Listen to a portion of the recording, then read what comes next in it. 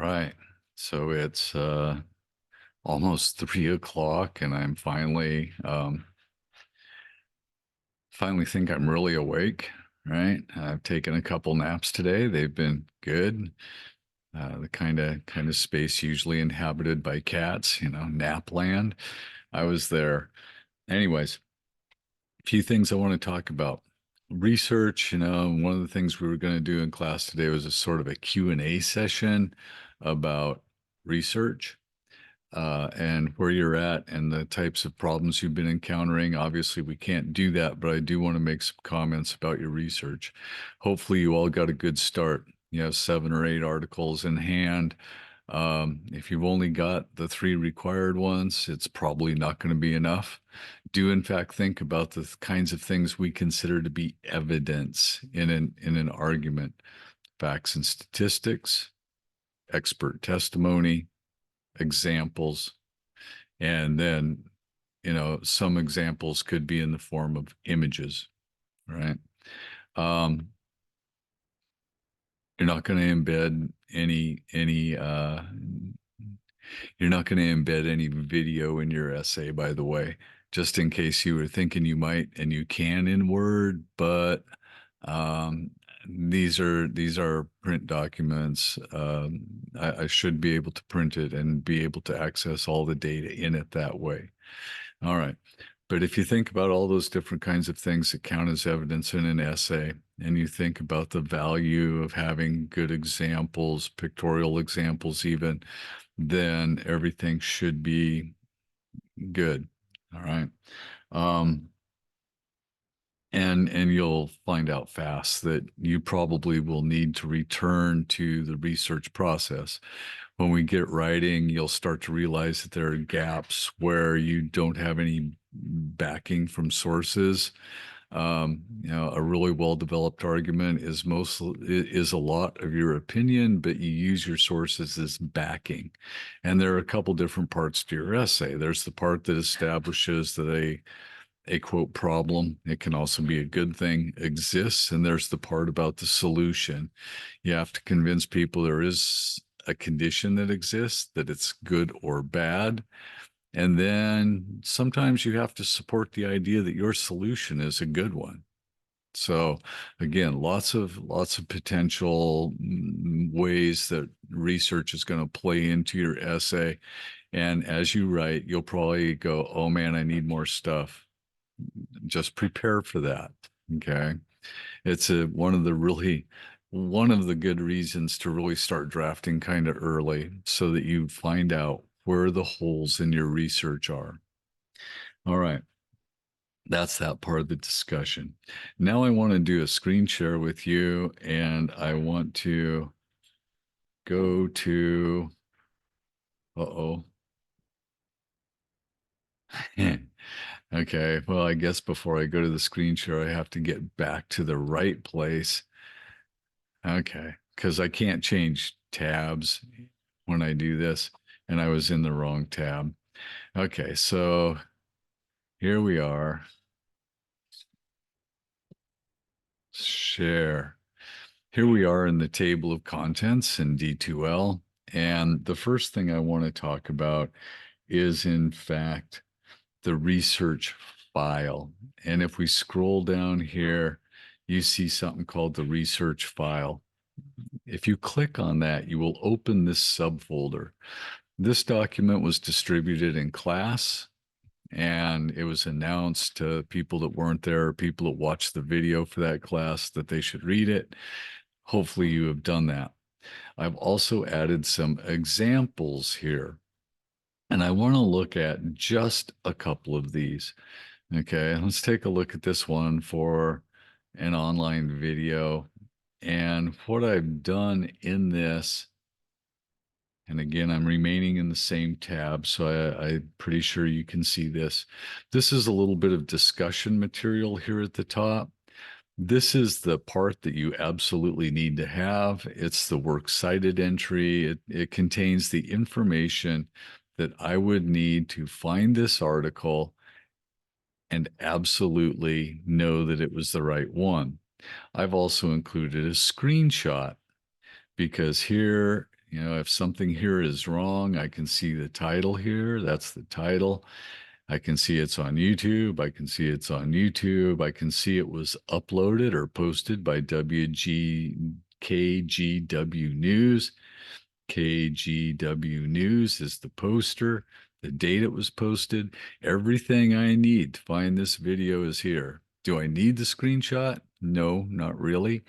But is it a nice sort of a touch and easy to do to include in your research file? Yes. When I printed this, would I worry about printing it in color? No. Okay. Because color ink is expensive. And even in the library, you can print in color, but please take it easy on our resources. A summary is not necessary for a short video. If the video, like this one, isn't even 2 minutes long, I'm going to watch the whole thing anyway. Um, so you don't need to provide a summary. Even for a longer video, you don't have to. What you really need, and this is the bare minimum for a video, is this information right here that I've put on the second page. Okay. It's all you really need. I'm going to go back to that subfolder. We're going to take a look at this one. This is a short article that was found in a library database. And basically, I downloaded it and I would print the whole thing for hand in. These are going to be handed in on paper 1 week after your essay is due. And the reason it's due a week after the essay is because that way you only have to print one copy of things. You can read them, you can write on them, you can annotate them, you can use them for the development of the essay, and then you'll hand them in to me. This is a short article. It's only 6 pages long. That's short. Anything less than 10 pages is a short research article. And one of the most important pages is this little top page that comes from the database. This is all the information I would need to create a works cited entry for this article. Okay. So you want to include that. Then, because it is a short article, just include the text of it. Again, one thing I haven't done because I just downloaded it and re-uploaded it, I have not marked the parts that I quoted. For instance, if I quoted this paragraph right here, I would bracket it, I would highlight it. Maybe I would highlight a specific phrase in that paragraph if it was quoted.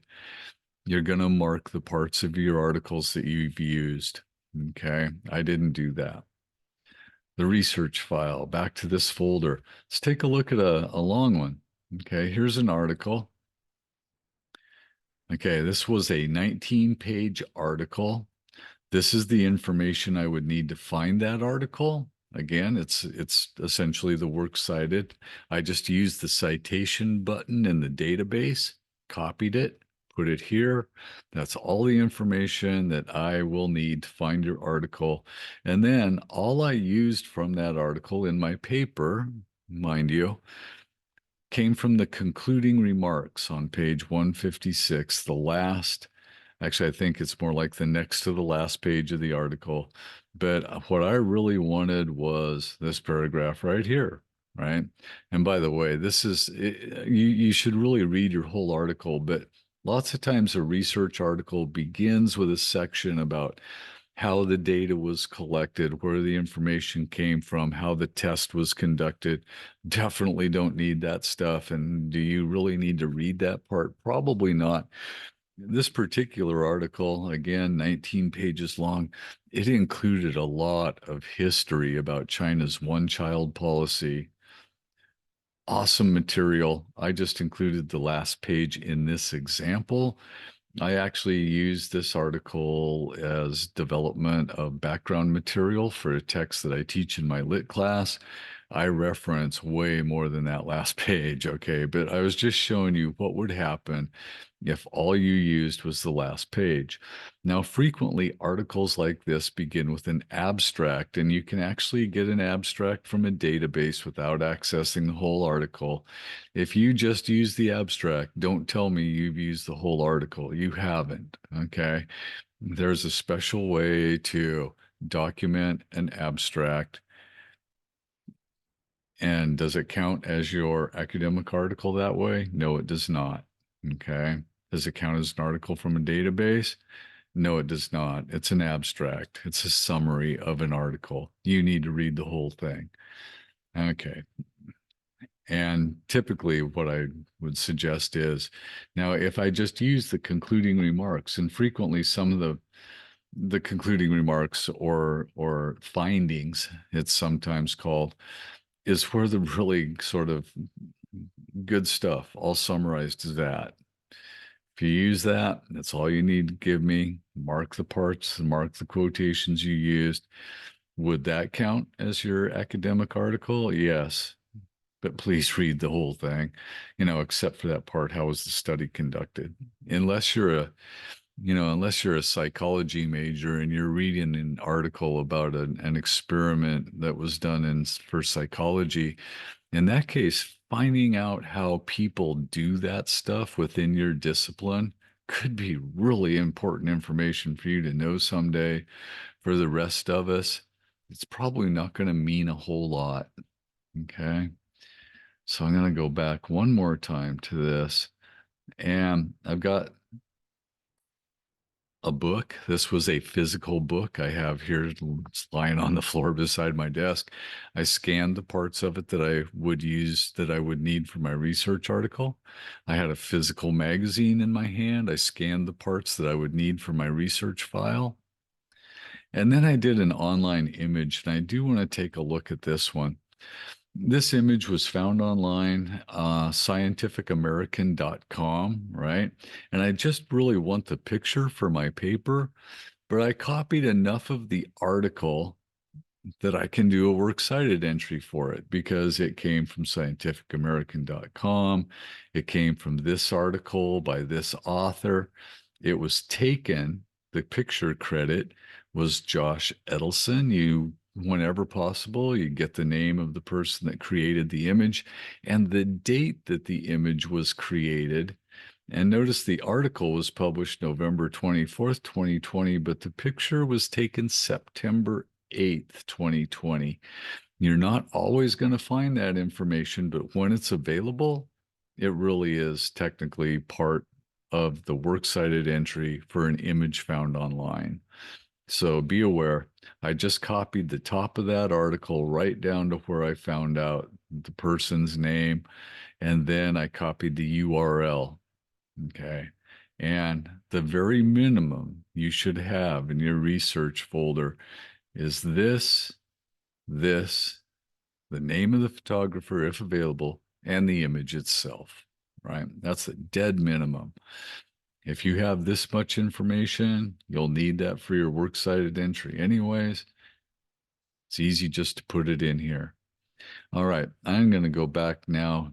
Oh, one thing I want to do, the research file.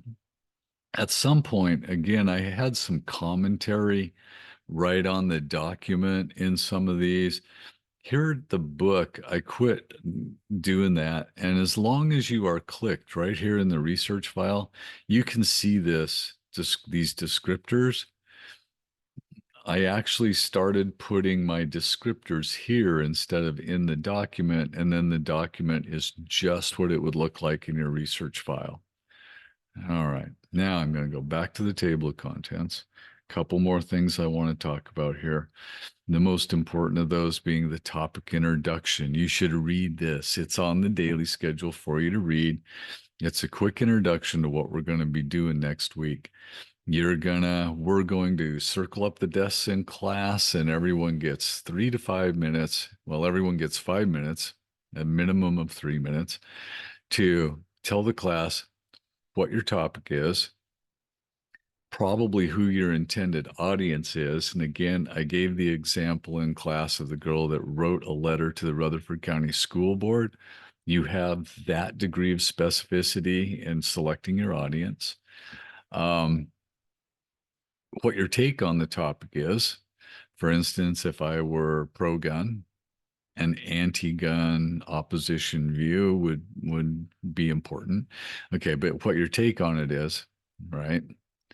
And again in class, I said something like, I really think that I should be able to own a tank. Okay, that would be my opinion. That would be my take on the topic. Now, what do I want my audience to do about that? That's a different thing entirely. Again, the student who did the letter to the Rutherford County School Board wanted them to start school for high schoolers an hour later. That was her course of action. Um, you should be able to say at this point what that course of action is, I hope. Okay. So, topic, audience, course of action. And then you are going to have an opposition view as part of your 3 to 5 minute presentation. And on Monday, you are going to have printed and physically hand to me in class a source that has either an opposition or an alternative view. And again, we've talked about this in class a couple times. If I were had a pro-gun stance, an opposition view would be an anti-gun stance. If I thought that I had a solution to a problem, another person might agree with me that there's a problem but suggest a different solution. That would be what I'm referring to as an alternate view kind of thing. Basically an agreement, but has some other ideas. Maybe even about cause and effect, right? So be aware that that's happening Monday. If you have not yet read this document due, this weekend you should be finding and printing that article to give to me in class on Monday. On Tuesday, I will try to get ready for as many of the Wednesday presentations as time allows. On Thursday, I'll be getting ready for Friday. And we're going to do these on Wednesday and Friday. On Monday, there's going to be 2 sign-up sheets. One is for Wednesday. It's going to have 10 spaces on it, 5 minutes of space. That's 50 minutes. Our class is 55 minutes long. You will not have time to do a PowerPoint presentation, show a video, listen to any audio. You're just going to sit at your desk and talk to us, right? This will be in a big circle, I hope. Close to it anyways. Let's put it that way. Very informal. You're just talking to us. This is important because your classroom peers are your best audience. One of the best ways to solidify your thought about a topic is to talk to people about it. And if they have a little bit of background information, they will be able to talk to you intelligently about it, right? And because your classroom peers are familiar with our assignment, they will be able to talk to you about your topic and about your approach within the context of our assignment. So they're going to be your best audience. Read that document, have your source with you on Monday for hand in. The other thing I want to talk about is this. I added this last weekend. This is, it talks about extra credit. People ask me for extra credit all the time. I do not do extra credit last minute at the end of the semester because to offer extra credit to one person on an at-need basis is not fair to everybody else. So this is our extra credit. What you do is you make an appointment with the Writing Center. There are 2 kinds of appointments you can make: an in-person, face-to-face appointment, or what they call a live chat session. They have an appointment style called Dropbox or document drop. That does not count. Okay.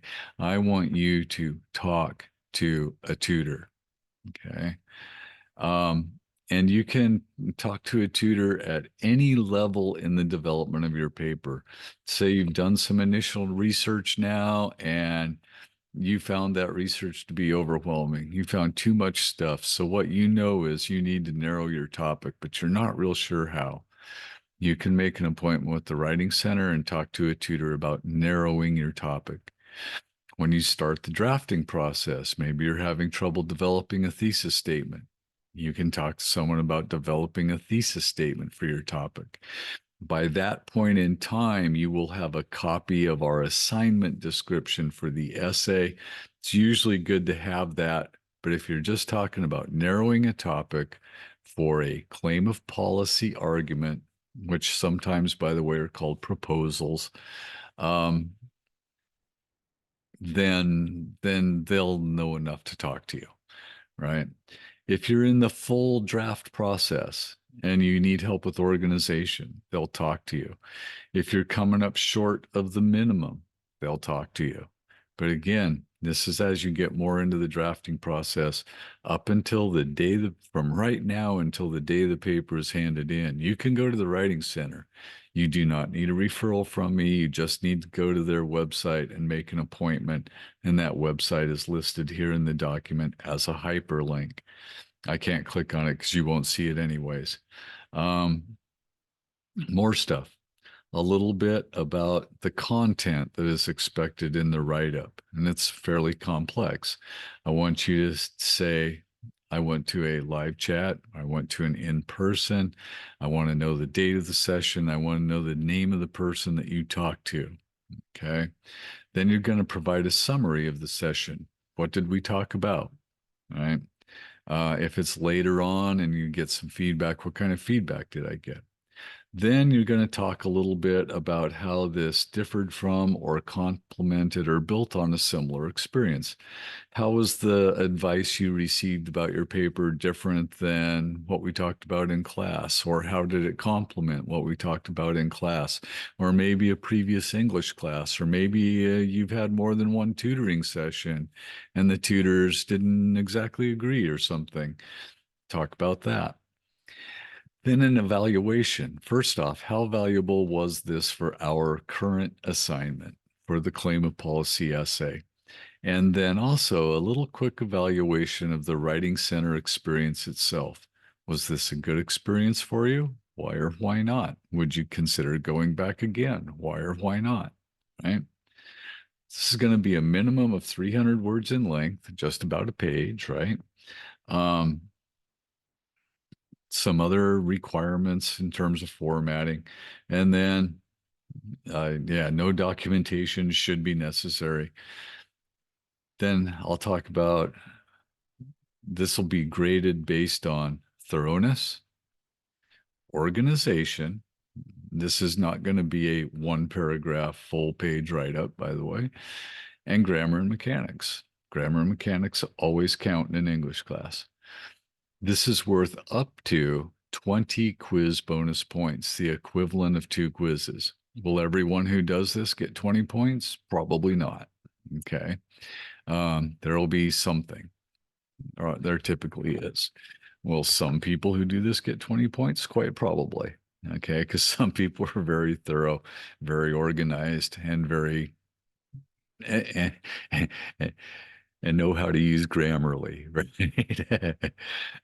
So just to let you know, this is available, but because stuff like this is available, don't get to the end of the semester and go, oh my God, I'm failing. I need extra credit.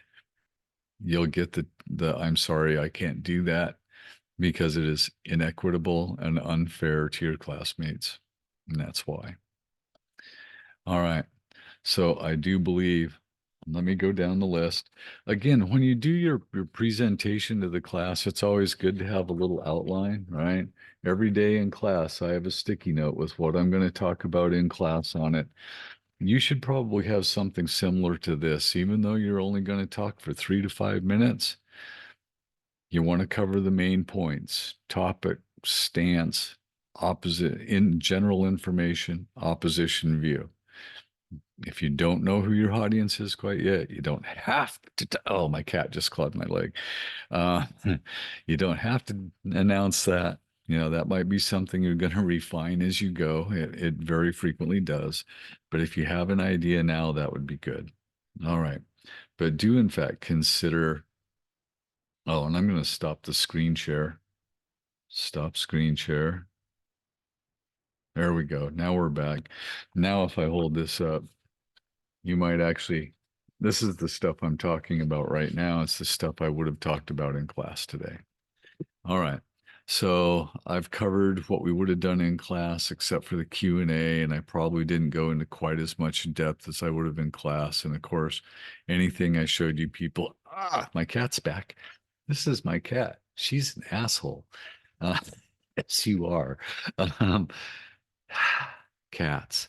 Anyways, I am going to say, have a good weekend, accomplish as much as humanly possible, and I will see you in class on Monday.